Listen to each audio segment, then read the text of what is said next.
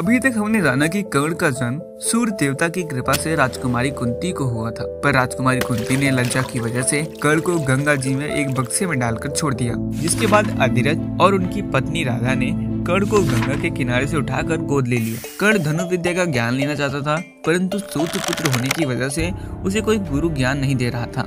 अंत में वह भगवान परशुराम के पास पहुंचा। उसे यह पता चला कि भगवान परशुराम केवल ब्राह्मणों को ही शिक्षा देते हैं। तब कर्ण झूठ बोल दिया कि वह भी एक ब्राह्मण है और भगवान परशुराम से अस्त्र शस्त्र और कई विद्याओं का शिक्षा ग्रहण किया।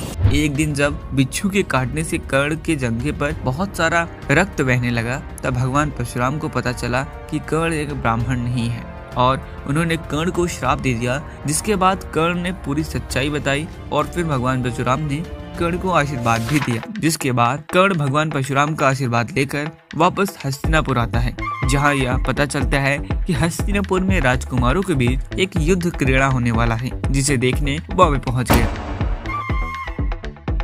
हस्तिनापुर में एक बहुत बड़े युद्ध क्रीड़ा का आयोजन किया गया था, जिसमें हस्तिनापुर के राजकुमारों में होना था। एक तरफ कौरव राजकुमार थे, दूसरी तरफ पांडव राजकुमार थे। इन दोनों के बीच यह युद्ध क्रीड़ा चल रहा था। पांडव राजकुमार अर्जुन कौरव राजकुमारों के ऊपर भारी पड़ रहे थे। कौरव को लग रहा था कि शायद वो पांडव राजकुमार को नहीं हरा पाएंगे। दूसरी तरफ इन सभी के गुरु द्रोणाचार्य अर्जुन की वीरता को देखते हुए वह इतने प्रसन्न हो गए कि उन्होंने विश्व जगत के सर्वश्रेष्ठ धनुर्धर होने का अर्जुन को पद दे डाला। इस चीज को देखते ही कर्ण प्रजा के बीच में बैठकर गुरु द्रोणाचार्य को कुछ शब्द बोलता है।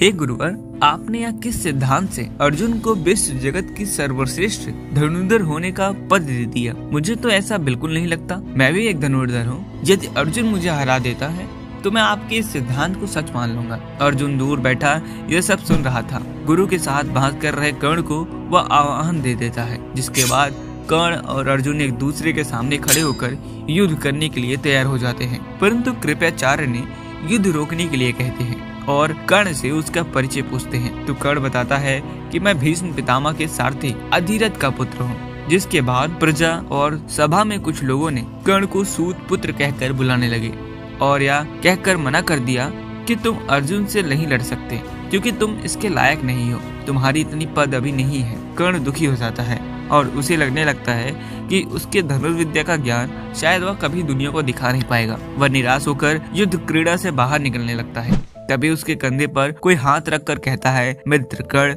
रुको, तुम अपनी धनुर्विद्या को जरूर दिखा पाओगे। यह कोई और नहीं बल्कि दुर्योधन था। दुर्योधन सभा में मौजूद बड़े गुरुजनों से सवाल करने लगता है कि क्या एक सूत्र पुत्र होने के कारण युद्ध की अनुमति कर्ण को नहीं मिल रही है? क्या यदि यह एक सूत्र पुत्र न होता तो इसे युद्ध करने की अनुमति मिलती? तब कृपाचार्य ने बताया कि हे दुर्योधन, एक राजकुमार से केवल एक राजा या एक राजकुमार ही युद्ध करने के लिए आह्वान दे सकता है। दुर्योधन तुरंत ही पूरे हस्तिनापुर के प्रजा के सामने कर्ण को अंग देश का राजा घोषित कर देता है। जिसके बाद कर्ण अब योग बन चुका था, क्योंकि वह एक राजा हो गया था। कर्ण के आंखों में आंसू आ जाते हैं। जिसके बाद दुर्योधन उसे यह कहकर युद्ध के लिए आगे भेजता है कि मित्र, मैं यह बिल्कुल नहीं चाहता कि कोई योद्धा अपने सामर्थ्य का प्रदर्शन न कर पाए। जिसके बाद कर्ण और अर्जुन एक दूसरे के सामने आम खड़े होते हैं। इन दोनों के बीच बहुत कड़ी टक्कर शुरू होती है। जिसके बाद कर्ण अर्जुन को अपने धनुष बाण से बार बार पीछे ढकेल रहा था,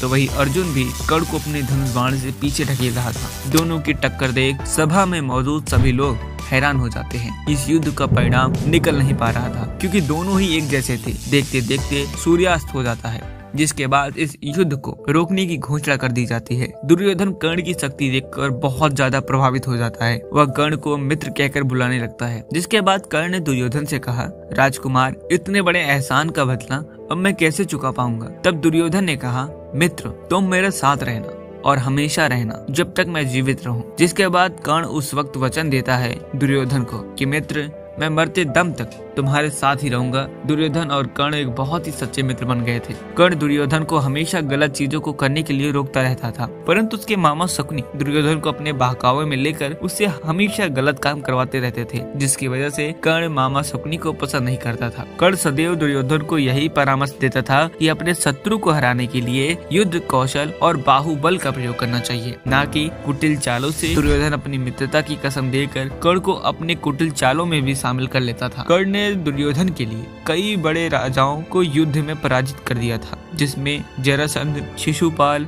दंत्रवक्र, साल्व, रुक्मी और भी बहुत सारे थे। जब अंग देश का राजा कर्ण बना तो उसने यह घोषणा करवा दी थी, जब भी मैं सूर्य की पूजा करता हूँ उस वक्त यदि कोई मुझसे कुछ भी मांगेगा तो वो खाली हाथ नहीं जाएगा। कर्ण के इसी दान वीरता का फायदा भविष्य में भगवान इंद्र और माता कुंती ने भी लाभ उठाया था। दुर्योधन, शकुनी और दुशासन की दुष्ट योजनाओं में खुद को बचाने के लिए पांडवों ने गुप्त रूप से वाणावत से चले गए थे। फिर छुपते छुपाते उन्होंने ब्राह्मणों का रूप लेकर द्रौपदी के स्वयंवर में भोजन करने की लालसा से पहुंच गए। दरअसल राजा द्रुपद ने यज्ञ करवाया था, जिसमें एक पुत्र और एक पुत्री का जन्म हुआ था। इसी पुत्री का नाम उन्होंने द्रौपदी रखा था और आज राजकुमारी द्रौपदी का स्वयंवर करवाया गया था, जिसमें उन्होंने कई महान राजाओं को और राजकुमारों को बुलाया था। इस स्वयंवर में उन्होंने एक परीक्षा रखी हुई थी, जिसमें प्रतिबिंब को देखकर एक सुनहरी मछली की आंखों में तीर से भेदना था। इन सभी योजनाओं के पीछे भगवान कृष्ण का ही हाथ था।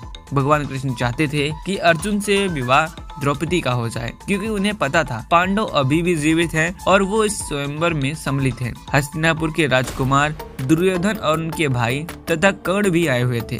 कर्ण इस स्वयंवर में भाग लेने के लिए नहीं आए थे, वह सिर्फ अपने मित्र की रक्षा हेतु के लिए आए हुए थे। भगवान कृष्ण ये जानते थे कि इस परीक्षा में केवल 3 लोग ही सफल हो सकते हैं। पहला मैं खुद, दूसरा अर्जुन और तीसरा कर्ण। अब यहाँ पर कर्ण तो परीक्षा में भाग नहीं लेने वाला था, तो जाहिर था कि केवल इस परीक्षा को अर्जुन ही सफल कर सकता था। जब दुर्योधन इस परीक्षा को करने गया तो वह असफल रहा, जिसकी वजह से कई राजाओं और राजकुमारों ने दुर्योधन का उपहास उड़ाने लगे। दुर्योधन के ऊपर हंस रहे लोगों को देखकर कर्ण खुद खड़ा हो गया और परीक्षा को देने निकल पड़ा। पहले तो लोगों ने कर्ण को समझा कि उसके लिए यह करना असंभव है, लेकिन जैसे ही कर्ण धनुष उठाकर निशाना लेने लगा तभी सब हैरान हो जाते हैं और फिर एक आवाज कर्ण के कानों में आती है, रुको, मैं सूत पुत्र से विवाह नहीं करूंगी। कर्ण के कानों में आवाज आते ही मानो कर्ण के पैरों से जमीन खिसक जाती है। उसके हाथों से धनुष और बाण दोनों गिर जाते हैं। सभा में मौजूद सारे राजकुमार और राजाओं ने कर्ण को एक सूत पुत्र कहकर चिढ़ाने लगते हैं। फिर कर्ण राजकुमारी द्रौपदी से कहने लगा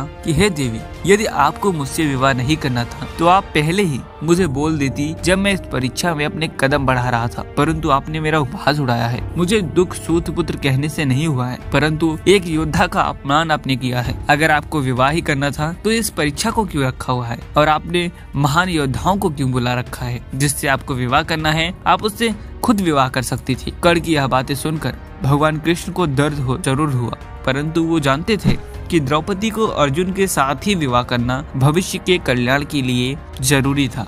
इसीलिए उन्होंने इस चर्चा पर कोई बहस नहीं की। कर्ण को दुखी देख दुर्योधन भी गुस्से में आ गया और द्रुपद को युद्ध करने के लिए आह्वान देने लगता है, परंतु कर्ण दुर्योधन को रोक देता है और यहाँ से चलने के लिए बोल देता है। फिर इसके बाद अर्जुन इस परीक्षा को सफल कर द्रौपदी से विवाह कर लेता है।